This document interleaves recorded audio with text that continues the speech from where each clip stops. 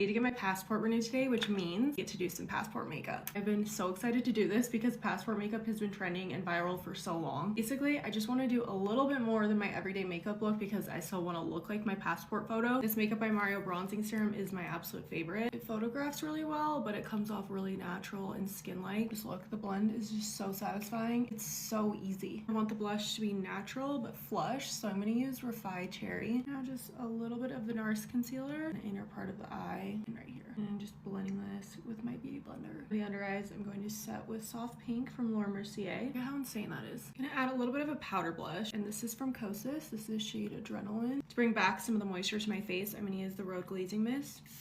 Westman Atelier highlighters are so underrated. Use Nectar. If you want the most beautiful skin-like highlighter, then you need this. You guys know me, I don't love to wear eyeshadow on a day-to-day basis. Just using this bronzy contour shade from this Hourglass palette and just putting it on the lid. I want the eyes to definitely pop in the picture, so I'm gonna do just a little baby black wing. Lashes are curled, now I'm just adding some of this Lancome mascara. I go through waves of rediscovering my obsession for NYX New Truffle. This is just the best everyday lip liner, and it's so cheap. It's like $4. So I'm just gonna use a little bit of Toast from Rhode. Okay, here is the final passport makeup. I love it. This still looks like me. I think that this will photograph really well. Not gonna lie, it's kind of giving mugshot. The lift is 10 years ago. It doesn't even look like me.